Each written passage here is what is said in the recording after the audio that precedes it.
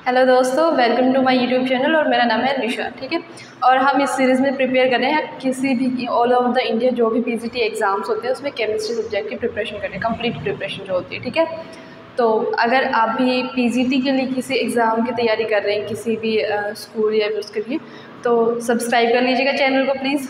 मुझे थोड़ा मोटिवेशन मिलेगा कि आगे ये वीडियोज़ बनाने के लिए। ठीक है, तो अभी हम स्टार्ट करते हैं अपना नेक्स्ट टॉपिक जो है।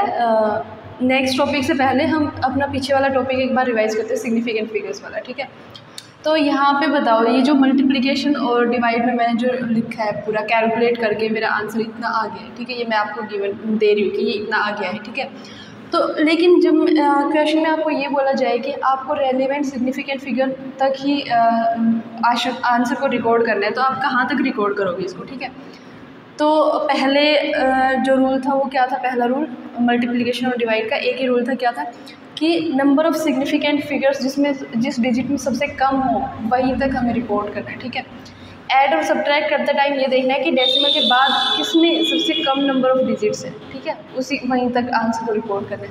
मल्टीप्लिकेशन और डिवाइड में क्या करना है, जिसमें overall number of significant figures कम है उनको रिकॉर्ड करना है। ठीक है, एक्सेप्ट जो एग्जैक्ट नंबर्स होते हैं उनके अलावा। जो एग्जैक्ट नंबर्स होते हैं, जैसे यहाँ पे 4 एग्जैक्ट है, कोई डेसिमल कोई पॉइंट कुछ नहीं है, तो ये एग्जैक्ट नंबर्स को हम देखते नहीं है मल्टीप्लिकेशन और डिवाइड में सिग्निफिकेंट काउंट करते टाइम, इनको नहीं देखना है। ठीक है, तो यहाँ पे जब देखेंगे तो इसमें है 5 सिग्निफिकेंट फिगर्स इस वाली टर्म में।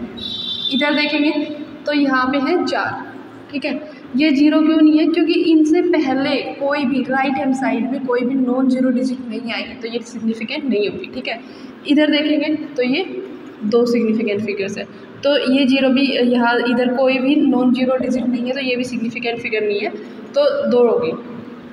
ओवरऑल हमें कहाँ तक रिपोर्ट करना है आंसर को, सिर्फ 2 सिग्निफिकेंट फिगर तक, यानी कि आंसर हमारा हो जाएगा 0.7। हमें सिर्फ यहाँ तक रिपोर्ट करनी है, ये 7/6 तक। ठीक है, बट राउंड ऑफ करने के लिए क्या करना पड़ेगा, हमें ये 9 है, जब भी 5 से ज़्यादा नंबर होता है तो हम इसमें एक ऐड कर देते हैं। ठीक है, तो ये आंसर हो जाएगा 0.77।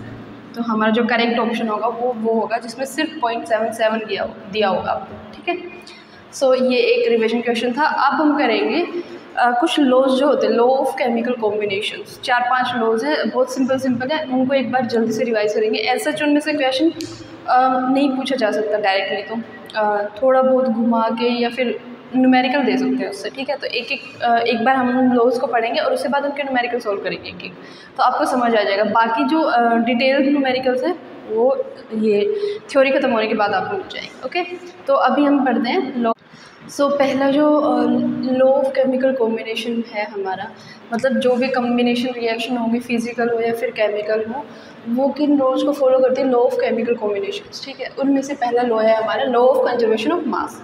ठीक है, जैसे कि नाम से पता चल रहा है, मास कंजर्व रहेगा, जितना रिएक्टेंट में है उतना ही प्रोडक्ट का मास रहेगा। टोटल रिएक्टेंट का mass is equal to product का टोटल मास। ठीक है, ये चाहे कोई भी फिजिकल चेंज हो या फिर केमिकल चेंज हो उसमें अप्लाई होगा। जैसे आइस होती है, आइस का जितना मास होता है उतना ही पानी का मास होगा ना, जितना आइस का मास सब मेल्ट होकर पानी उतना ही बनेगा। इसी तरह से जब कोई भी केमिकल रिएक्शन हो रही है, NaCl AgNO3 के साथ रिएक्ट करेगा तो AgCl प्लस NaNO3 बना देगा। ठीक है, अब इसमें क्या हो रहा है, जितना इन दोनों का मास था उतना ही इन दोनों के मास का सम होगा, बराबर होगा। जैसे ये 4 ग्राम लिया हमने और ये भी 4 ग्राम लिया, तो इन दोनों का टोटल जो है ना वो भी 4 और 4 8 ग्राम ही मिलेगा। ये कितना मिलेगा, ये कितना मिलेगा वो बात अलग है, बट दोनों का सम 8 ग्राम होगा। इसी तरह से इन दोनों का सम जितना है वो उसके बराबर है। ठीक है, इतनी सी बात है, इसमें ऐसा कोई बहुत इंपॉर्टेंट क्वेश्चन नहीं बनते हैं, सबको पता होता है कि इधर इधर बराबर करके माइनस करना होता है। ठीक है, सो अभी एक क्वेश्चन करते हैं बस इसका सिंपल सा। अभी हम एक क्वेश्चन करेंगे लॉ ऑफ जो कंजर्वेशन ऑफ मास है उससे रिलेटेड। ठीक है, ये क्या कहता है, what mass of NaCl would be decomposed by 9.8 gram of H2SO4। ठीक है, इफ़ 12 gram of NaHSO4 and 2.75 gram of HCl were produced in a reaction. ठीक है, उसके बाद ये ऑप्शंस गिवन है A, B, C और D। ठीक है, तो अभी रिएक्शन में क्या बोल दिया, what mass of NaCl would be decomposed by H2SO4। NaCl जो कि H2SO4 से डिकम्पोज होगा और उसने प्रोड्यूस क्या किया है, H2SO4 और NaHSO4 और HCl। ठीक है, ये दोनों इसने यहाँ पे प्रोड्यूस किए। अमाउंट इनकी गिवन है, लेकिन NaCl कितना है वो हमें निकालना है। तो ये x ग्राम मान लेते हैं हम लोग कि कितना भी x ग्राम है। H2SO4 कितना गिवन है, इन्होंने 9.8 ग्राम दिया है। NaHSO4 कितना गिवन है, 12 ग्राम। और यहाँ पे HCl कितना गिवन है, 2.75 ग्राम। ठीक है, तो सिंपल सी चीज़ है, जितना इन दोनों का मास होगा सम होके उतना ही इन दोनों का सम होके मास होगा। तो x प्लस 9.8 ग्राम किसके बराबर होगा, 12 प्लस 2.75 ग्राम के। इन दोनों को सॉल्व करके x की वैल्यू हम निकाल लेंगे यहाँ से। तो x की वैल्यू यहाँ पे आ जाएगी, इन दोनों का ऐड करेंगे तो 14.75 माइनस 9.8 कुछ। ठीक है,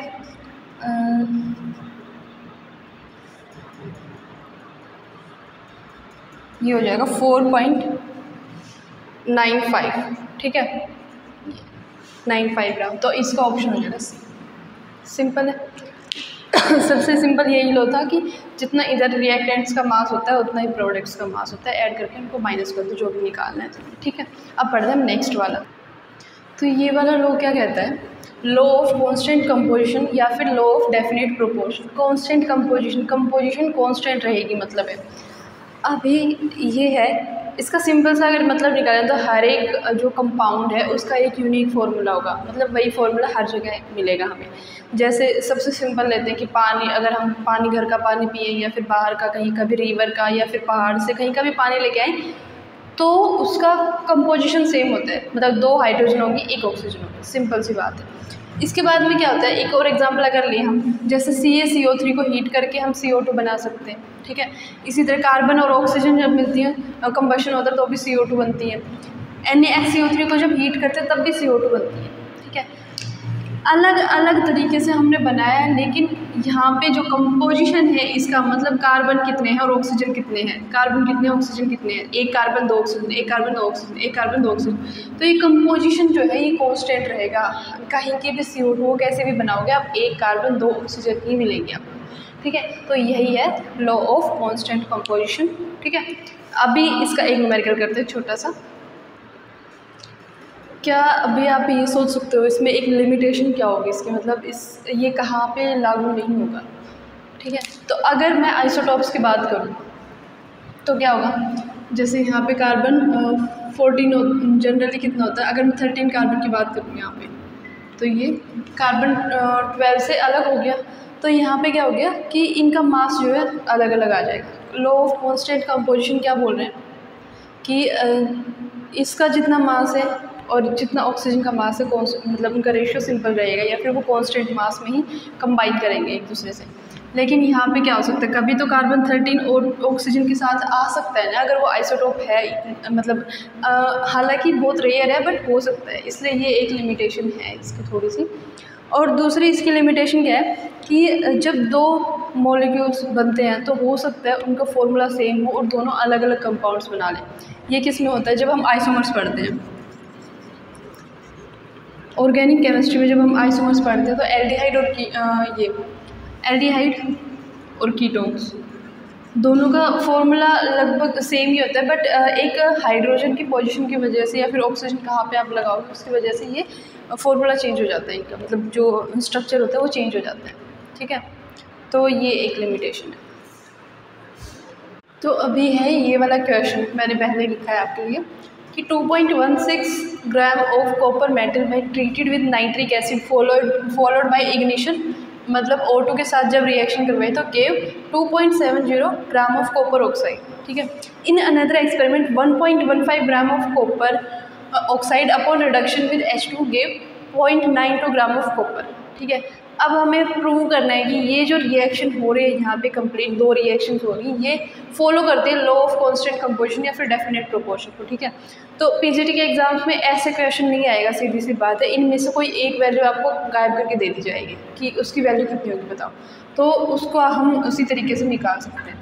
अभी क्या करना है, एज सच इतना बड़ा क्वेश्चन भी हमसे नहीं पूछा जाता क्योंकि कैलकुलेटर अलाउड नहीं होता और फिर टाइम भी कम होता है, बट यहाँ पे समझने के लिए हमें एक बार करना है।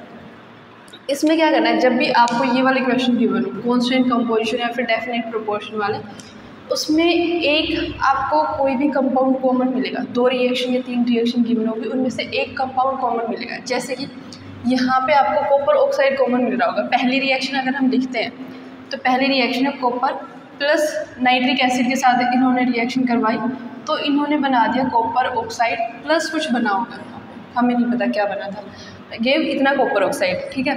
दूसरी रिएक्शन में क्या किया इन्होंने, कोई कॉपर ऑक्साइड लिया है कितने भी अमाउंट, उसको हाइड्रोजन के साथ रिएक्ट करवाया है और फिर कॉपर बन गया प्लस H2O बना होगा यहाँ पे, ठीक है।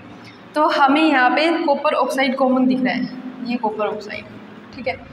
वैल्यूज लिख लेते हैं कौन कितना है, 2.16 ग्राम, 2.16 ग्राम था ये कॉपर।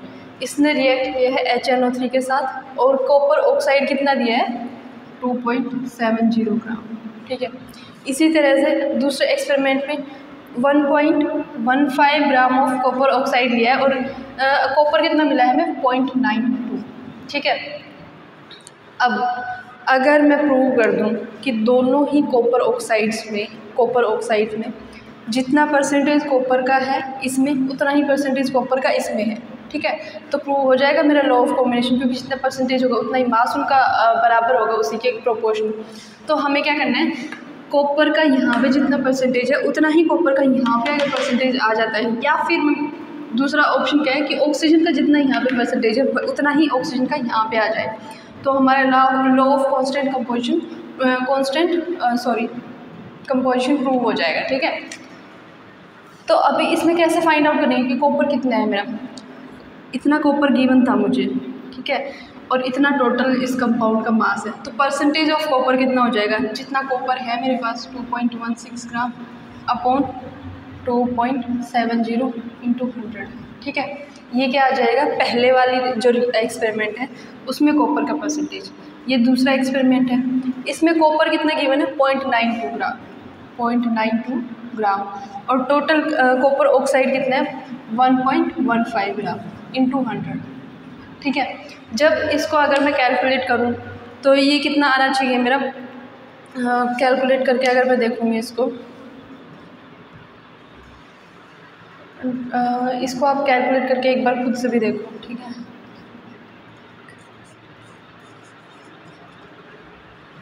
ये नियरली 20% आ रहा है, ठीक है, जो मेरे पास आंसर जो मैंने सोल्व किया था उसके अकॉर्डिंग 20% आ रहा है, ठीक है। तो यहाँ पे क्या है, कॉपर यहाँ पे भी 20% और कॉपर यहाँ पे भी 20% है। अगर कॉपर 20% हो तो सीधी सी बात है ऑक्सीजन 80% हो जाएगा। तो इसमें क्या हुआ, जितना कॉपर ऑक्साइड हमने इस रिएक्शन से बनाया था उतना उस कॉपर ऑक्साइड में जितना परसेंटेज ऑफ कॉपर है उतना ही इस वाले कॉपर ऑक्साइड में कॉपर है, ठीक है। तो इन दोनों में सेम परसेंटेज ऑफ एलिमेंट्स है, तो यही क्या है लॉ ऑफ डेफिनेट प्रोपोर्शन, तो हमारा प्रूव हो गया। तो बस सिंपल सी बात है, ऐसे क्वेश्चन जब भी आएंगे ना, कॉमन जो भी आपको कंपाउंड दिख जाए उसको पकड़ लो और उसके हर एक एलिमेंट का परसेंटेज निकाल दो, कैसे भी करके कुछ भी फाइंड आउट करके थोड़ा बहुत घुमा फिरा के परसेंटेज निकालो, अगर वो कांस्टेंट आ जाता है तो लॉ हमारा प्रूफ हो जाएगा। ओके, तो अभी हम पढ़ते हैं नेक्स्ट अपना लॉ ऑफ मल्टीपल प्रोपोर्शन। तो हम बात करते हैं law of multiple proportion. Multiple मतलब बहुत सारे, ठीक है। तो यहाँ पे बहुत सारे कंपाउंड्स बनाएंगे और 2 ही या 3 ही एलिमेंट्स है, ठीक है। तो इसमें क्या होगा, 2 या 3 एलिमेंट्स मिलके, 2 ही मान के चलते हैं, 2 ही पढ़ते हैं, इससे ज़्यादा नहीं पढ़ते। 2 एलिमेंट्स मिलके अगर एक से ज़्यादा कंपाउंड्स बना रहे हैं, जैसे कि हाइड्रोजन और ऑक्सीजन मिलके H2O भी बनाते हैं और हाइड्रोजन और ऑक्सीजन मिलके H2O2 भी बनाते हैं, ठीक है। तो मिले तो 2 ही एलिमेंट्स है, बट इन्होंने बना अलग अलग 2 कंपाउंड के।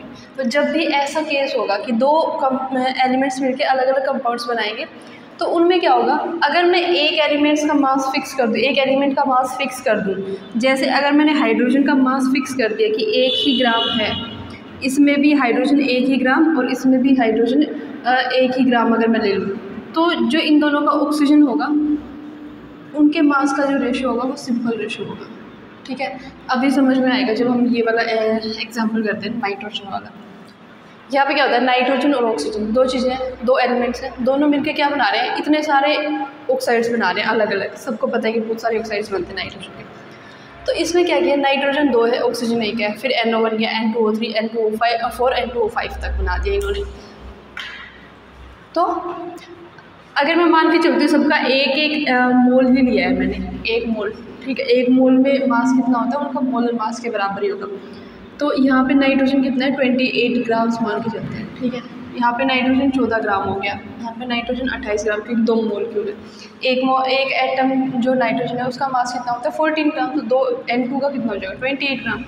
यहाँ पे भी 28 हो गया, इसी तरह ये भी 28 हो गया। इसी तरह से ऑक्सीजन का एक का 16 होता है, तो 16 3 ऑक्सीजन है तो 48 ग्राम हो गया, ये 64 और वो 80 ग्राम, ठीक है। इतना समझ आया कि नाइट्रोजन ऑक्सीजन मिलकर अलग अलग कंपाउंड्स बना रहे हैं, उनका ये मासेस हैं। अब लॉ ऑफ मल्टीपल प्रोपोर्शन क्या कहता है कि अगर मैं इन दोनों में से नाइट्रोजन और ऑक्सीजन में से किसी भी एक एलिमेंट का मास फिक्स कर दूँ, जैसे कि यहाँ पे 28 ज़्यादा आ रहा है, तो चलो मैं इसको मास फिक्स कर देती हूँ। जैसे नाइट्रोजन का मास मैंने ले लिया कि 28 ग्राम ही करना है मेरे को पूरा, ठीक है। तो 14 ग्राम अगर 14 ग्राम के साथ अगर 16 ग्राम ऑक्सीजन है, तो 28 ग्राम नाइट्रोजन के साथ कितना ऑक्सीजन हो जाएगा, 32 ग्राम। सिंपल। 14 ग्राम नाइट्रोजन के साथ 16 ग्राम ऑक्सीजन यूज़ कर रहे थे, तो 28 ग्राम के साथ कितना हो जाएगा, इसका भी डबल हो जाएगा, ठीक है। तो अभी क्या कर दिया मैंने, इनका मास फिक्स कर दिया। नाइट्रोजन का पूरे में 28 ग्राम ले लिया। तो अब जो ये ऑक्सीजन ने जितना रिएक्ट किया है ना, इनको अगर एक दूसरे से डिवाइड करोगे, इनका जो रेशो होगा वो बिल्कुल सिंपल रेशो आएगा, वो मल्टीपल में होंगे। जैसे यहाँ पे 16 से अगर मैं डिवाइड कर दूँ इनको, 16 1 जा 16, 2 3 4 एंड 5, तो इनका जो सिंपल रेशो आ गया है 1:2:3:4:5, ठीक है। तो ये सिंपल रेशो जो आ जाता है, इसी को क्या बोलते हैं, law of multiple proportion follow कर रहे हैं, ठीक है। तो इसमें क्या करना है, जितने भी एलिमेंट्स आपको गिवन होंगे उनमें जो भी एक एलिमेंट को पकड़ना है उसका मास कांस्टेंट कर देना है। जैसे इतने से इतना रिएक्ट कर रहा है तो इतने से कितना करेगा, ऐसे करके कांस्टेंट मास कर दिया। नीचे जो भी आएगा उनका सिंपल रेशो ले लेना है, ठीक है। तो इसका भी ट्राई करते हैं एक न्यूमेरिकल सोल्व करने की, सिंपल, ठीक है।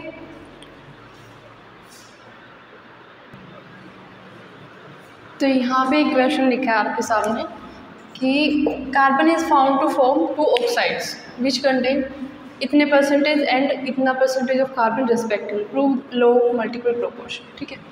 इन्होंने बोला है कि कार्बन 2 ऑक्साइड बनाता है, CO और CO, कार्बन और ऑक्सीजन तो होंगे ना। ये पहला ऑक्साइड है कोई भी, ये दूसरा ऑक्साइड है, हमें फॉर्मूला नहीं पता, मान के चलते हैं हमें फॉर्मूलाज नहीं पता होती, क्योंकि CO का तो ठीक है, कार्बन और डाइऑक्साइड और कार्बन मोनोऑक्साइड हमें पता है, बट कभी कभी क्या होता है लेड के दे दिए, आयरन के दे दी, तो हमें फॉर्मूले की ज़रूरत नहीं होती। इन क्वेश्चन में क्या करना है, लेबल कर लो मल्टीपल प्रोपोर्शन या फिर जो भी इन लॉज को प्रूव करने के लिए यहाँ पे लेबल लगा लो कि पहला है और ये दूसरा है, ठीक है। इसमें क्या बोला है कि पहले वाले जो कार्बन ऑक्साइड है उसके अंदर कार्बन इतना परसेंटेज था, 42.9%, ठीक है। मतलब 100 में से 42.9 पार्ट्स जो है वो क्या है, कार्बन के, हम ग्राम मान के चल देते हैं, ठीक है। 42.9 ग्राम क्या है, कार्बन के। तो अगर इतना कार्बन है तो 100 में से माइनस करके ये कितना आ जाएगा, ऑक्सीजन का। 100 में से अगर मैं इसको माइनस कर दूँगी तो ये ऑक्सीजन हो जाएगा, क्योंकि 2 ही तो एलिमेंट है हमारे पास। इसमें से इसका अगर इतना परसेंटेज है तो दूसरे का 100 में से माइनस करके ही निकालेंगे ना, तो ये क्या हो गया, 57.1 आ गया। इसी तरह से इन्होंने बोला था कि दूसरा जो ऑक्साइड है उसके अंदर कार्बन है 27.3% है पार्ट्स, ठीक है। तो इसमें इतना अगर ग्राम या पार्ट्स में मान के चलती हूँ इसको, ग्राम या फिर पार्ट्स, तो ऑक्सीजन कितना हो जाएगा, 100 - 27.3, इतने पार्ट्स हो गए, ठीक है। तो अभी इनको मैं मिटा देती हूँ। हमारे पास कार्बन इतना है, ऑक्सीजन इतना है, यहाँ पे कार्बन ऊपर वाला है और ऑक्सीजन है 72.7, ठीक है। ग्राम्स में लेके चल रहे हैं, अगर पार्ट्स को अगर लेके चल रहे हैं, ठीक है। अब लॉ ऑफ मल्टीपल प्रोपोर्शन में क्या बोला था मैंने, दोनों जो भी कंपाउंड्स होंगे उनमें किसी एक एलिमेंट को पकड़ना है। मान लो कार्बन को ले लिया मैंने यहाँ पे, ठीक है। इस कार्बन के मास को फिक्स कर दो कि मैं चाहती हूँ कि मुझे पता चल जाए कि 1 ग्राम कार्बन के साथ ऑक्सीजन कितना रिएक्ट किया है, और यहाँ पे भी मुझे पता चल जाए 1 ग्राम कार्बन के साथ कितना ऑक्सीजन रिएक्ट किया है, ठीक है। तो अगर 42.9 ग्राम के साथ में 42.9 ग्राम के साथ में रिएक्ट कर रहा है 57.1 ग्राम ऑक्सीजन, तो 1 ग्राम कार्बन के साथ कितना रिएक्ट करेगा, 57.1 अपॉन 42.9 इंटू 100, ये हो जाएगा सिंपल। इतना हमारा मास ऑफ ऑक्सीजन हो गया जो कंबाइन करेगा 1 ग्राम कार्बन के साथ। इसी तरह से जब हम यहाँ पे आएंगे तो कार्बन कितने हैं हमारे पास, 27.3 ग्राम रिएक्ट कर रहा है 72.7 ग्राम ऑक्सीजन के साथ। तो 1 ग्राम कार्बन कितने के साथ रिएक्ट करेगा? 72.7 डिवाइड कर देंगे इसको 27.3 × 100, ठीक है। ये हमारा मास आ जाएगा ऑक्सीजन का। ये जो निकाला हमने ये है mass of oxygen that reacts with 1 gram of carbon. ये मास है 1 ग्राम ऑफ कार्बन के साथ कितना ऑक्सीजन रिएक्ट किया, सेम, ठीक है। अगर ये दोनों का मास निकाल के हमारा रेशियो सिंपल आ जाता है तो हमारा law of multiple proportion prove हो जाएगा, ठीक है। इसका जो मास आया है हमारे पास, मैं डायरेक्ट आंसर निकाल रही हूँ यहाँ पे।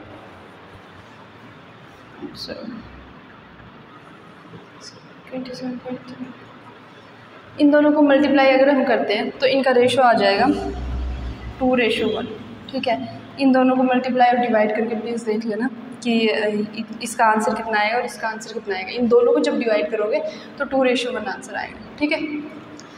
तो यहीं पे हमारे लॉज जो होते हैं वो केमिकल कॉम्बिनेशन को लगभग ख़त्म होते हैं। अब हम शुरू करेंगे जो मेन पॉइंट की बात है, मोल कॉन्सेप्ट जो हमारा है उससे रिलेटेड थ्योरी करेंगे पहले, और फिर ये चैप्टर ख़त्म हो जाएगा आपका। उसके बाद हम क्वेश्चन प्रैक्टिस करने हैं बहुत सारे।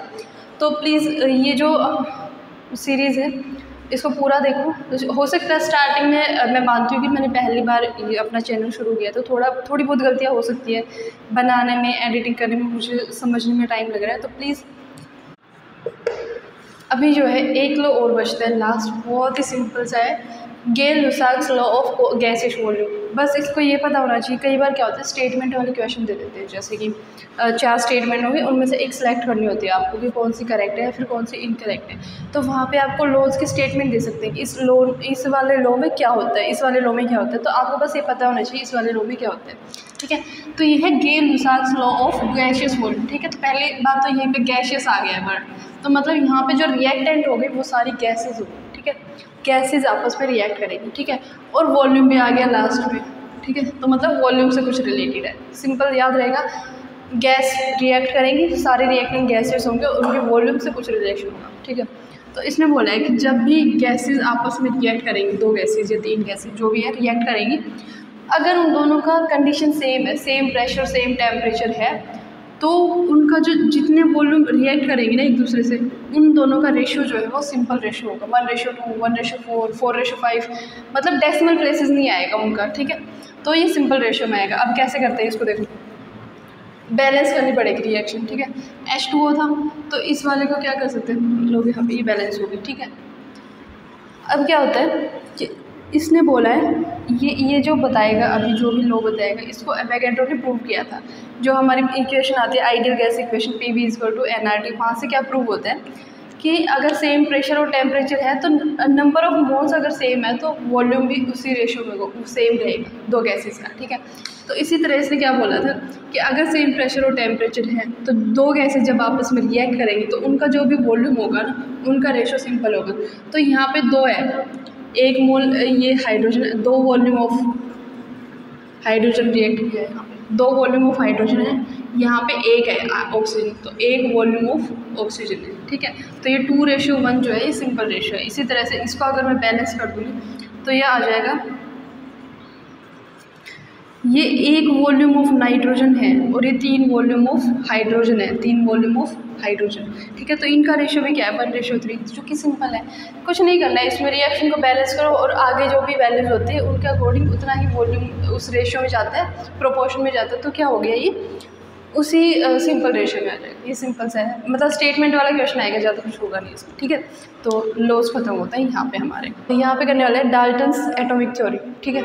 इसमें क्योंकि हम PGT के वे में करेंगे, ऐसा नहीं है कि हम 11th का एग्ज़ाम दे रहे हैं वहाँ पे बोर्ड में कुछ लिखने हैं, पॉइंट्स लिखने हैं, तो सिंपल 5 मिनट में इसको समझना है। ज़्यादा से ज़्यादा क्या पूछ सकते हैं, 4 ऑप्शन देंगे, उनमें से क्या होगा कि कौन सा इसका पोस्टुलेट नहीं था, या फिर लिमिटेशन पूछ लेंगे कि इनमें से कौन सी है वो डाल्टन की लिमिटेशन थी, या फिर कौन सी जो है चीज़ को वो डाल्टन एक्सप्लेन नहीं कर पाया था, ठीक है।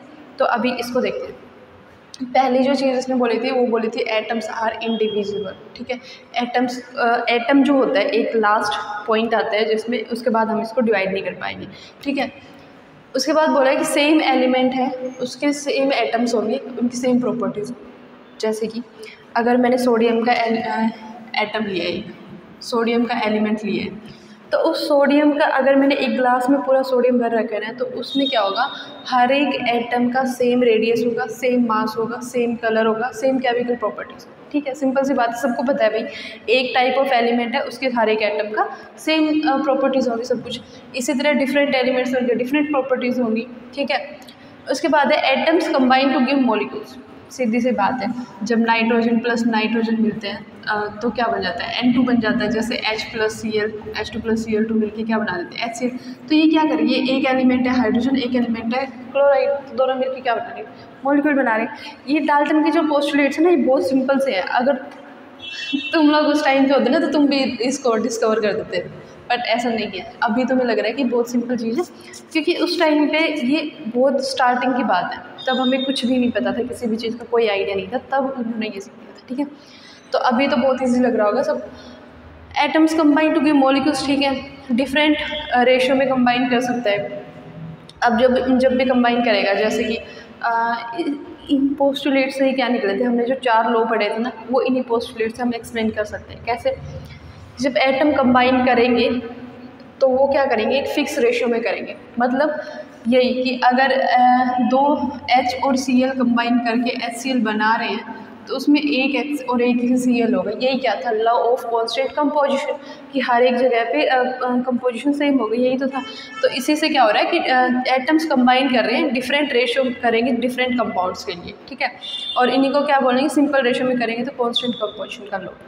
उसके बाद आ जाएगा 2 एलिमेंट्स डिफरेंट कंपाउंड्स बना सकते हैं, जैसे कि वही हाइड्रोजन प्लस ऑक्सीजन जब मिलके बना रहे थे, तो H2O भी बना दिया और इन्होंने H2O2 भी बना दिया। तो 2 एलिमेंट्स मिलके क्या कर रहे हैं, 2 अलग अलग कंपाउंड्स बना सकते हैं, इसलिए यही बोला है। लेकिन वो जो फिक्स रेशियो होगा उसका सिंपल, एक का मास अगर फिक्स कर दूँगी तो दूसरा क्या होगा, सिंपल रेशियो में। यही हमारा क्या था, लॉ ऑफ मल्टीपल प्रोपोर्शन। ठीक है, तो ये किससे प्रूव होगा कि 2 एलिमेंट है वो डिफरेंट कंपाउंड्स बना सकते हैं। इस वाले पोस्टुलेट से क्या हो गया, लॉ ऑफ मल्टीपल प्रोपोर्शन। उसके बाद आता है atom can neither be created not destroyed. Atom को ना तो हम क्रिएट कर सकते हैं ना डिस्ट्रॉय कर सकते हैं। इससे क्या होगा, मास कंजर्व रहेगा। तो यही क्या था, लॉ ऑफ कंजर्वेशन ऑफ मास, कि इतने इधर जितने एटम्स होंगे उधर ही जो रिएक्टेंट में जितने एटम्स होंगे उतने प्रोडक्ट में एटम्स होंगे, तो उसको क्या बोलेंगे, लॉ ऑफ कंजर्वेशन ऑफ मास। ठीक है, सिंपल। अब यहाँ पे आता है एक पोस्टुलेट हो रहा है, atom is the smallest particle that take part in the reaction. ठीक है, एटम जो होता है वही स्मॉलेस्ट पार्टिकल है जो किसी भी रिएक्शन में पार्टिसिपेट करता है। ठीक है, अब आते हैं कुछ लिमिटेशंस कि इसने बताया जो भी है उसमें कुछ कमियां हैं, वो लिमिटेशंस क्या क्या है। ठीक है, यहाँ पे आते हैं, इसने पहली बार बोला था कि जो डाल्टन थे उन्होंने बोला था कि एटम इंडिविजिबल है, लेकिन अब हमें पता है कि एटम को फर्दर डिवाइड किया जा सकता है। किसमें, electron, proton, neutron, quark, up quark, down quark, जो भी है उन फर्मियंस, उनमें हमने डिवाइड कर दिया है इसको। ठीक है, तो एटम को भी हम डिवाइड कर सकते हैं, ये इसकी एक लिमिटेशन मेन है।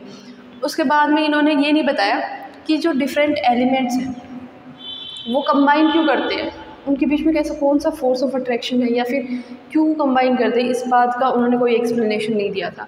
ठीक है, उसके बाद बोला है कि atom combine to give molecules, क्यों कंबाइन करते हैं। उसके बाद में इन्होंने सिर्फ मास के बारे में बात की, कभी वॉल्यूम का इन्होंने जिक्र नहीं किया कि वॉल्यूम का क्या रेशियो होगा या फिर कितना रेशियो होगा। इसके बारे में इन्होंने कुछ जानकारी नहीं दी। जो गैसियस रिएक्शंस होती हैं उनके बारे में नहीं बताया, ये गेल-लुसाक ने बताया था बाद में। ठीक है, तो एक लिमिटेशन ये होगी कि इन्होंने गैसेस के बारे में कोई बात नहीं की थी, गैसेस वॉल्यूम के बारे में कोई बात नहीं की थी। ठीक है, उसके बाद आता है, बस आई थिंक यही है। उसके बाद आता है कि जो इन्होंने बोला था कि सेम एलिमेंट है ना, उनके सेम एटम होंगे, सेम एलिमेंट के सेम एटम होंगे और उनका मास सेम होगा। जैसे इन्होंने बोला था कि हाइड्रोजन है, हाइड्रोजन का हर एक एटम लेंगे उसका सेम मास आना चाहिए, लेकिन अब हमें पता है कि आइसोटोप्स होते हैं। जैसे क्लोरीन है, क्लोरीन का इनके अकॉर्डिंग तो एक ही मास होना चाहिए था क्लोरीन का, लेकिन अभी क्या होता है, क्लोरीन 35 भी है और क्लोरीन 37 भी है। ठीक है, 35 एंड 37। ठीक है, तो अभी क्या होगा, इनका मास वेरी कर सकते हैं ना, 2 डिफरेंट टाइप ऑफ एटम्स हैं तो इनके मास में डिफरेंस आ गया। तो आइसोटोप्स के बारे में इन्होंने कुछ नहीं बताया था। दूसरा होता है कि कई बार क्या होता है, 2 अलग अलग एलिमेंट्स हैं उनका सेम मास होता है, 2 अलग अलग एलिमेंट्स उनका सेम मास होगा, तो उसको क्या बोलेंगे, आइसोबार बोल देंगे हम लोग। ठीक है, तो आइसोटोप्स के बारे में डाल्टन ने कोई बात नहीं की थी, और आइसोबार्स के बारे में कोई बात नहीं की थी। आइसोबार्स मतलब कैल्शियम और आर्गन दोनों का जो मास है ना वो 40 यूनिटी है, ठीक है। तो लेकिन इसके अकॉर्डिंग तो क्या होना चाहिए था, कैल्शियम का मास अलग होना चाहिए था, आर्गन का अलग होना चाहिए था, लेकिन यहाँ पे क्या हो गया, दोनों 40 यूनिट्स आ गए। तो ये भी एक लिमिटेशन, ठीक है। तो होप ये इतना समझ आया होगा कि डाल्टन ने क्या क्या बताया था, उसकी लिमिटेशंस क्या क्या है। उसके बाद में आती है एक मॉडर्न एटॉमिक थ्योरी, डाल्टन की एटॉमिक थ्योरी जो मॉडर्न थोड़ी सी एडवांस जो थी, ठीक है। उसको भी 2 मिनट लगेंगे, उसको डिस्कस कर लेते हैं। मैं पहले लिख देती हूँ इसको, आपका टाइम वेस्ट ना हो। अभी हम पढ़ेंगे मॉडर्न एटॉमिक थ्योरी, ठीक है। इसमें क्या है, थोड़े से जो डाल्टन की लिमिटेशंस थी उनको ही कवर किया गया, जो लिमिटेशन थी उनको कवर कर दिया, तो मॉडर्न एटॉमिक थ्योरी बन गई, ठीक है। इसने क्या बोला था, डाल्टन ने क्या बोला था, एटम इंडिविजिबल है। इसने बोला एटम को डिवाइड कर सकते हैं। कैसे, नाइट्रोजन के जो एटम्स होते हैं उनमें अगर अल्फा पार्टिकल्स हम बॉम्बार्ड करवाएंगे यहाँ पे, तो ऑक्सीजन बच जाएगी। तो नाइट्रोजन के एटम्स किस में कन्वर्ट हो गए, ऑक्सीजन में। तो डिस्ट्रक्ट हो गए ना, कन्वर्ट तो हो गई किसी और में। ऐसे यूरेनियम को किस में कन्वर्ट कर सकते हैं, प्लूटोनियम में, न्यूट्रॉन्स वगैरह ऐड करके, ठीक है। इसने ये बात तो बोली कि एटम, हालांकि हमें पता है कि इलेक्ट्रॉन्स टेक पार्ट करते हैं किसी भी केमिकल रिएक्शन, बट इलेक्ट्रॉन्स होते तो एटम में ही है ना। तो इसलिए अभी भी यही माना जाता है कि एटम्स होते हैं जो स्मॉलेस्ट पार्टिकल है, जो किसी केमिकल रिएक्शन में पार्टिसिपेट करती है, ठीक है। तो अभी भी यही है कि एटम एक स्मॉलेस्ट पार्टिकल है जो किसी भी रिएक्शन में पार्टिसिपेट करता है। उसके बाद इन्होंने आइसोटोप्स का कॉन्सेप्ट दिया, वही कि एक ही एलिमेंट के 2 डिफरेंट मासेस हो सकते हैं। फिर आइसोबार्स बताया कि 2 डिफरेंट एलिमेंट्स का सेम मास हो सकता है।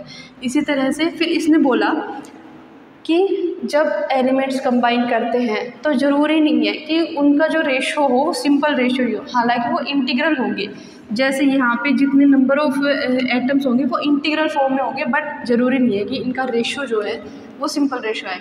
जैसे 12:22:11, 12 और 22 कहीं डिवाइड नहीं होते, पॉइंट्स में आएगा। वैसे ही इसका कोई सिंपल रेशो नहीं है, मतलब 12 और 22 का। तो इसका कहना यही था कि कंबाइन करेंगे एटम, इंटीग्रल फॉर्म में लिखा होगा यहाँ पे कुछ ना कुछ, बट ज़रूरी नहीं है कि उनका रेशो सिंपल हो, ठीक है। ये मॉडर्न एटॉमिक थ्योरी थी। उसके बाद अब हम पढ़ते हैं मोल कॉन्सेप्ट, ठीक है। अब मोल कॉन्सेप्ट से पहले कुछ टर्म्स है जो हमें क्लियरली समझ आनी चाहिए कि उनका मतलब क्या होता है, ताकि न्यूमेरिकल्स वगैरह सॉल्व करते टाइम कंफ्यूज ना हो, ठीक है। तो पहली टर्म आती है रिलेटिव एटॉमिक मास, ठीक है। इसमें क्या था, जब बिल्कुल स्टार्टिंग में हमारे पास कोई ज़्यादा मास स्पेक्ट्रोमीटर वगैरह कुछ नहीं थे, मान लो, उस टाइम पे क्या हुआ कि वे तो करना था ना किसी भी चीज़ को, जैसे कार्बन का वेट कितना है या फिर हाइड्रोजन का कितना है। तो साइंटिस्ट ने क्या किया था, एक चीज़ तो हमें श्योर थी कि हम किसी एक को स्टैंडर्ड मान लेते हैं, ठीक है। इसका इतना वेट है तो इसके रिस्पेक्ट में बाकियों का कितना है उतना निकालेंगे, ठीक है। तो अभी क्या किया इन्होंने, एक कंटेनर में 2 कंटेनर लिए, जैसे मान लो इसमें हाइड्रोजन गैस है और इसमें ऑक्सीजन गैस है, ठीक है। तो अभी क्या किया, इस कंटेनर की जो वॉल्यूम है ना वो इस कंटेनर के वॉल्यूम के बराबर, मतलब सेम वॉल्यूम लिया है, x ml मान लो, इतना ही ml ये वाला वॉल्यूम है। इन दोनों का वॉल्यूम सेम है और फिर इसको वे किया तो इसका और इसका रेशो आया है 1:16, ठीक है। मतलब ये 1 ग्राम है तो ये फिर 16 ग्राम है, ये 2 ग्राम है तो 32 ग्राम है, ठीक है। ऐसे करके आया है, वॉल्यूम पे डिपेंड करता है कितना वॉल्यूम लिया। अगर हमने वॉल्यूम फिक्स कर दिया है तो इसका रेशो हमेशा 1:16 आ रहा है हमेशा, ठीक है। वॉल्यूम अगर सेम है तो इन्होंने क्या सोचा कि चलो हाइड्रोजन को ना फिक्स कर देते हैं, उसके रिस्पेक्ट में ऐसे ऑक्सीजन का हम अलॉट कर देते हैं कि ऑक्सीजन का जो मास होगा वो 16 होगा रिलेटिव। फिर नेक्स्ट कार्बन ले लिया, नाइट्रोजन ले ली, सॉरी गैसेस की बात करें ना, ml, नाइट्रोजन गैस ले ली उतने ही ml में, x ml में। तो इन्होंने देखा कि यहाँ से इसका जो रेशो आ रहा है 1:14 आ रहा है हमेशा, ठीक है। तो इन्होंने नाइट्रोजन को क्या कर दिया, 14 एटॉमिक मास दे दिया इसको। ऐसे करते करते काफ़ी सारे दिए, बट बाद में क्या हुआ, बहुत सारे एलिमेंट्स ऐसे थे जिनका जो मास है ना वो पॉइंट्स में आ रहा था, जैसे 35.67, 83 पॉइंट कुछ।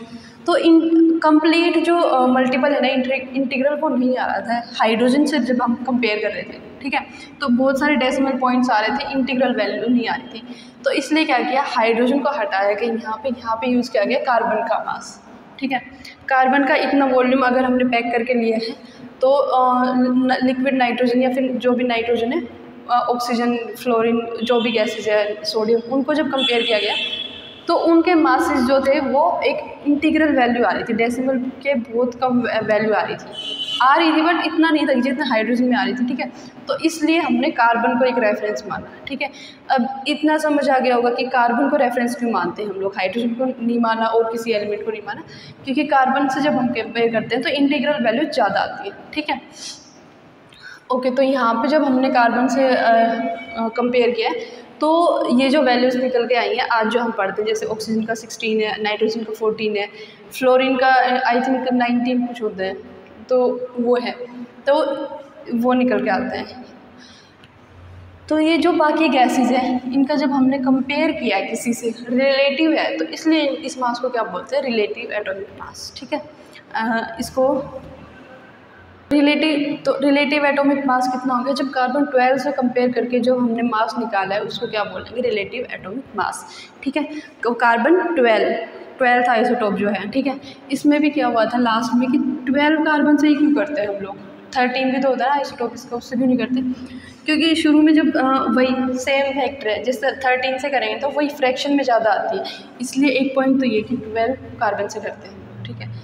और यही है कि इंटीग्रल वैल्यूज़ ना आ जाए, इसलिए हम कार्बन 12 से कंपेयर करते हैं, ठीक है। तो जब कार्बन 12 से किया था तो हाइड्रोजन का जो मास आया था 1.0008 आया था, तो हम ये 008 को नेगलेक्ट कर देते हैं और 1 मान के चलते हैं। ऐसे ही जब ऑक्सीजन का निकाला था तो 15.9998 कुछ आया था, तो इसको 16 मान लेते हैं, ठीक है। तो ये जो अभी पढ़ते हैं इनको क्या बोलते हैं, रिलेटिव एटॉमिक वेट बोलते हैं, और ये किससे कंपेयर करते हैं, कार्बन 12 से। सिंपल सा क्वेश्चन आएगा कि जो एटॉमिक वेट्स है वो किससे कंपेयर करके निकाले, वो कार्बन 12 से। 1/12 ऑफ कार्बन एटम क्या हो जाएगा फिर, एक है, अभी क्या हुआ, कार्बन 12 है, उसको स्टैंडर्ड मान था तो वो हो गया 1 एटॉमिक मास यूनिट के बराबर, ठीक है। तो एक एटॉमिक मास किसके बराबर, 12 ग्राम मान के चल सकते हैं यहाँ से। तो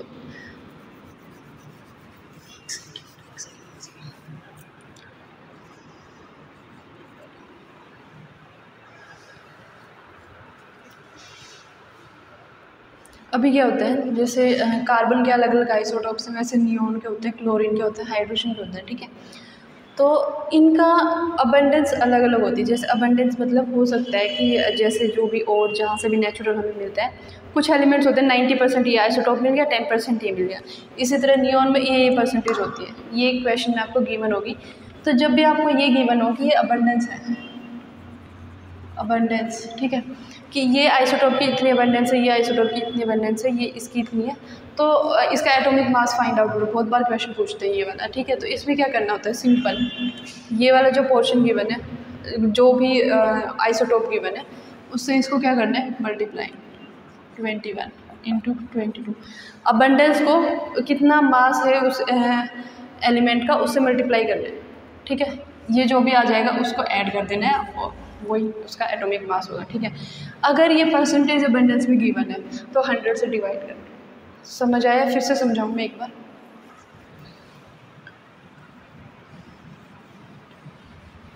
ये अबंडेंस गिवन है, ये एटॉमिक मास गिवन है इनका, ठीक है।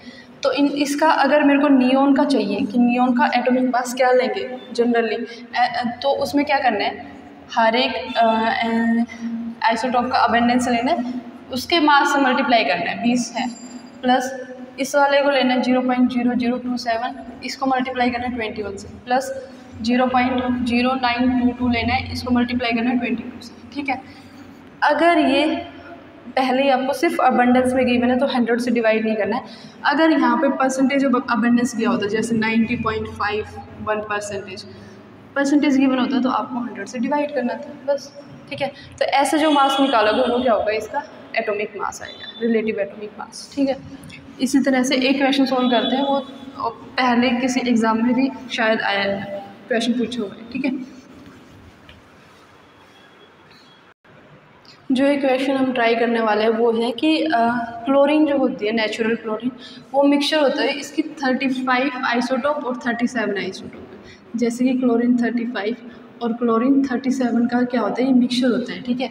और ये नेचर में किस रेशो में मिलते हैं, 3:1 में, ठीक है। 3:1 में मिलते हैं। तो इसको क्या बोलेंगे, इसका अगर एटॉमिक मास निकालना है तो हम डायरेक्टली 35 × 3 कितना मिलता है, ये 3%, प्लस कर देंगे इसको 37 × 1, ठीक है, डिवाइडेड बाय 100, ठीक है, क्योंकि ये परसेंटेज में लिया है कि 3% ये मिलेगा तो 1% ही होगा 3:1 में, ठीक है। इसको मल्टीप्लाई करेंगे और सॉरी यहाँ पे 100 से नहीं करेंगे, यहाँ पे टोटल जितना होता है उससे करेंगे 3+1, ठीक है। एक बार फिर से करते हैं इस क्वेश्चन को। इस क्वेश्चन में क्या बोला है कि क्लोरीन जो होता है वो मिक्सचर है 35 और 37 आइसोटोप का, जैसे क्लोरीन 35 या क्लोरीन 37 जो होता है उसका मिक्सचर होता है, ठीक है। और हमें गिवन है कि ये 3:1 में प्रेजेंट होते हैं नेचर में, जब हम फाइंड आउट करते हैं तो 3:1 में होते हैं।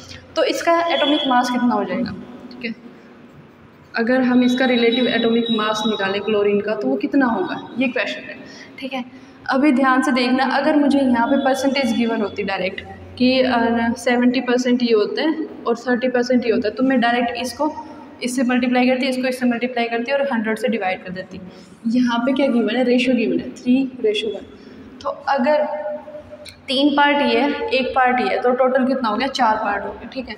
तो हम इसको डायरेक्ट मल्टीप्लाई करेंगे, मास ऑफ क्लोरीन कितना हो जाएगा 35 × 3 प्लस 37 × 1/3 + 1। 3+1 क्यों किया है, पहले हम 100 क्यों लेते थे, क्योंकि हम मान के चलते थे कि 100 में से जो 100 पार्ट है उसमें से इतना ये है, इतना ये है, इतना ये। अभी क्या हुआ है, 4 है, 4 में से 3 ये है और 1 ये है, इसलिए हम टोटल से डिवाइड करते हो, चलिए यहाँ पे टोटल से डिवाइड करें तो 4 से डिवाइड करेंगे, ठीक है। तो इसको कैलकुलेट कर लेना और फिर ये आंसर आ जाएगा सिंपल, ठीक है। सो अगर आपको अबंडेंस परसेंटेज में गिवन है तो 100 से डिवाइड करो, अगर डायरेक्ट अबंडेंस गिवन है तो 100 से डिवाइड नहीं करना है। लेकिन अगर इस रेशो में गिवन है तो ये रेशो को सम करके डिवाइड करना है, क्योंकि ये टोटल है हमारा, इनसे डायरेक्ट मल्टीप्लाई करो और ये सम करो, ठीक है। एक क्वेश्चन और करना है या फिर नहीं, अभी सारे क्वेश्चन वाले सीरीज में करेंगे, जल्दी से इसको ख़त्म करते हैं, ठीक है। यहाँ पे जो है मैंने कुछ जो कॉमनली एटम्स यूज होते हैं उनके मासेस लिखे हैं, ठीक है। एल्यूमिनियम का इतना होगा, आर्गन का, बेरिलियम का 9 ग्राम, बोरोन का, कैल्शियम का 40, कार्बन का 12 रहते हैं, कॉपर का इतना रहता है। ये पूरा जो टेबल है ये क्यों इम्पोर्टेंट है, क्योंकि कई बार क्वेश्चन में क्या होता है, जो क्वेश्चन पेपर करते हैं तो उसमें हमें मास गिवन नहीं होता है, हमें खुद से पता करना पड़ता है कि फ्लोरीन का, अच्छा फ्लोरीन का 19 पुट करना है, वहाँ पे फ्लोरीन का 19 दिया नहीं होगा, और वहाँ पे अगर तुम्हें यही नहीं पता कि फ्लोरीन का मास कितना होगा तो तुम आगे कैलकुलेशन नहीं कर पाते। इसलिए ये टेबल एक बार पढ़ लो, मतलब नोट डाउन कर लो, ये जो मासेज है उनको सिंपल याद करो। ये तो याद ही होता है, कार्बन 12 होता है, जैसे एल्यूमिनियम का भी लगभग याद होता है 27, और इसके बाद में हाइड्रोजन का सबको पता है, हीलियम का पता है, और नाइट्रोजन ऑक्सीजन का पता है। ये बाकी थोड़े से और हैं, इनको प्लीज़ याद कर लो क्योंकि न्यूमेरिकल्स में बहुत काम आते हैं, ठीक है। अभी हम शुरू करते हैं मोल कॉन्सेप्ट। ये 2-3 छोटी सी टर्म्स हैं जो बहुत कन्फ्यूजन क्रिएट करती है, ठीक है। एटॉमिक मास समझ आ गया, रिलेटिव एटॉमिक मास कितना था, कार्बन 12 का जो कंपेयर करके निकाला था वो है। ग्राम एटॉमिक मास, जब एटम का मास ग्राम्स में गिवन है उसको क्या बोलते हैं, ग्राम एटॉमिक मास, ठीक है। मॉलिक्यूलर मास, मॉलिक्यूल का मास गिवन हो हमें, जैसे H2 है तो ये H2 मॉलिक्यूल है ना, इसका मॉलिक्यूल का मास जब गिवन हो हमें तो उसको क्या बोलते हैं, मॉलिक्यूलर मास। जैसे CO2 है, CO2 का मॉलिक्यूलर मास कितना हो जाएगा 44, ठीक है, AM यूनिट लिख सकते हो। ग्राम मॉलिक्यूलर मास क्या होगा, जब मॉलिक्यूल का मास ग्राम्स में गिवन हो, यहाँ पे ग्राम हो जाएगा, ठीक है, सिंपल। एज सच कुछ है नहीं, हमें सिर्फ इतना याद रखना है जो सिंपल हमारी टर्म्स होती है, कार्बन का 12, ऑक्सीजन का 16, वही याद रखना है। एटम का होगा तो एक ही रखना है 16 का, मॉलिक्यूल का करना है तो 16 दूनी 32 हो जाएगा, सिंपल सी चीज़ है, ज़्यादा इसमें सोचने वाली बात नहीं है, ठीक है। अभी यहाँ पे क्या है, मोल कॉन्सेप्ट। तो पहली टर्म जो यहाँ पे है वो मोल, मोल क्या होती है, ठीक है। जैसे मैं आपको बोलती हूँ कि 1 डजन बनाना है, जैसे ही मैंने बोला 1 डजन, बनाना नहीं बोला, 1 डजन बोला है, तो डजन से आपको समझ आ गया 12 है कोई चीज़। 1 डजन बनाना हो सकते हैं, 1 डजन चेयर हो सकती है, 1 डजन एग हो सकते हैं, ठीक है, कुछ भी होगा। 1 डजन बोल दिया मतलब उसका अमाउंट 12 है। वैसे ही क्या है, मोल क्या है, अगर मैंने बोल दिया 1 मोल तो उसका मतलब क्या हो गया 6.022 इंटू 10⁻23, ठीक है। एक मोल का मतलब इतना अमाउंट हो गया। एक मोल एटम भी बोल सकती हूँ मैं। एक मोल एटम का मतलब हो गया मेरे पास इतने नंबर ऑफ एटम्स हैं। इतने मॉलिक्यूल्स भी बोल सकती हूँ, तो इतने ही मॉलिक्यूल्स हैं मेरे पास। अगर एक मॉलिक्यूल मैंने बोला है तो उसका मतलब क्या होगा, ये 6.022 इंटू 10⁻23 मॉलिक्यूल्स है मेरे पास। इतने सैंड पार्टिकल्स है मेरे पास। एक मोल सैंड पार्टिकल है, उसका मतलब क्या हो गया, मेरे पास इतने सैंड पार्टिकल्स हैं, ठीक है। तो ये वाली जो टर्म है, ये जो नंबर है स्पेसिफिक, ये अमाउंट है, इसको क्या बोलते हैं, एक मोल बोलते हैं।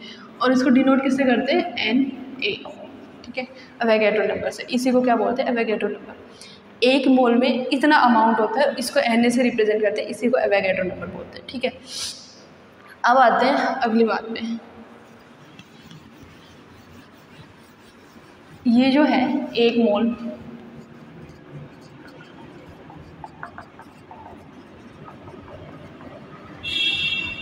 ठीक है, एक मोल जो होता है, मॉलिक्यूल अगर मैं मान के चल रही हूँ या फिर एटम मान के चल रही हूँ, एक मोल एटम का जो मास होगा वही क्या होता है, एटॉमिक मास।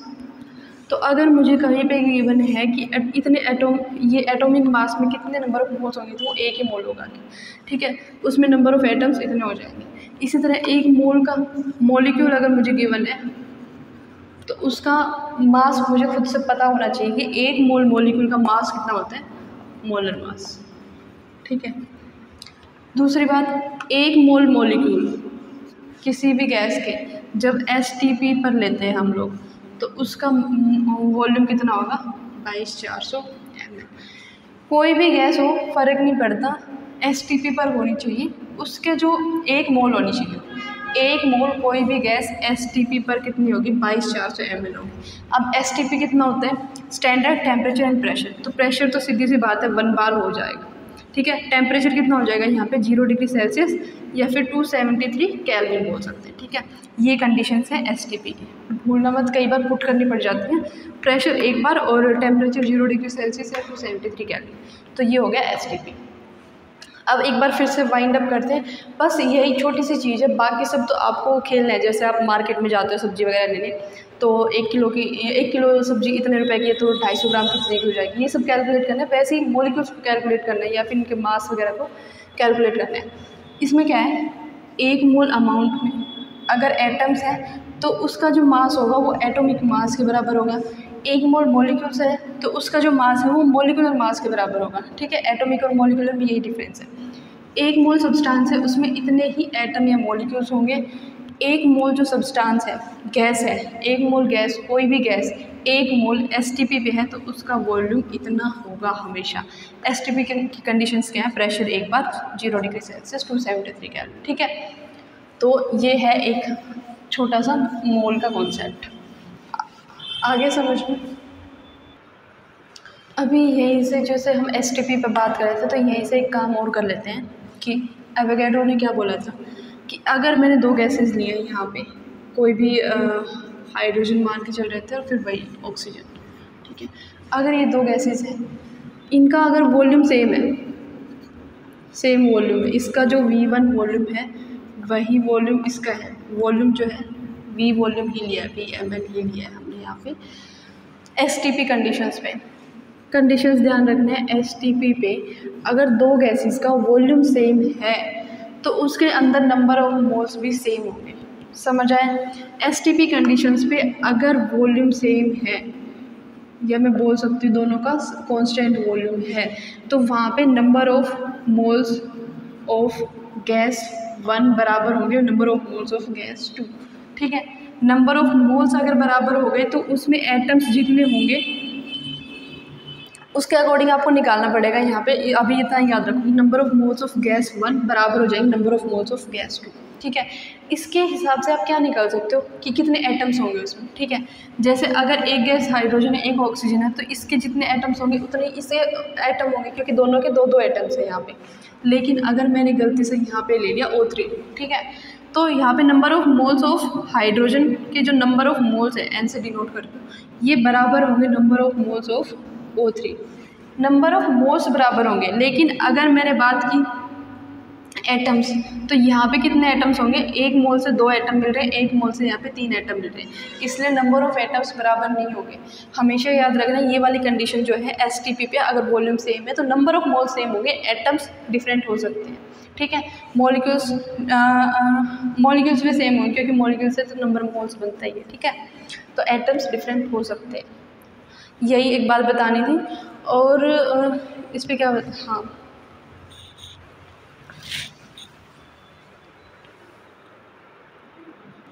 ठीक है। तो ये जो अभी हमने पढ़ा है इसके अकॉर्डिंग क्या करना है हमने, स्टेशोमेट्री जब आगे पढ़ने वाले हैं हम, तो नेक्स्ट लेक्चर में करना पड़ेगा, शायद ये लंबा हो गया। तो उसमें क्या करना है कि जितना मोल्स बराबर कर देंगे उसके अकॉर्डिंग एटम्स निकालेंगे, यही सब करना है। अगर एसटीपी पे ली है कोई भी गैस हमने और उसकी वॉल्यूम सेम है दोनों गैसेस की या तीनों गैसेस की, जितनी भी गैसेस है तो उनके नंबर ऑफ मोल्स बराबर होगा, ठीक है। अभी जो है एक सिंपल सी जो फॉर्मूला है वो है, बहुत बार यूज होता है कि वेपर डेंसिटी क्या होती है, ठीक है। वेपर डेंसिटी का जो ओरिजिनल थिंग फॉर्मूला है वो क्या है, density of any gas upon density of hydrogen. किसी भी गैस की वेपर डेंसिटी क्या होगी, density of that gas upon density of hydrogen. अब यहाँ पे हम मॉडिफाई करते हैं कि डेंसिटी को क्या लिख सकते हैं, मास अपॉन वॉल्यूम, ठीक है।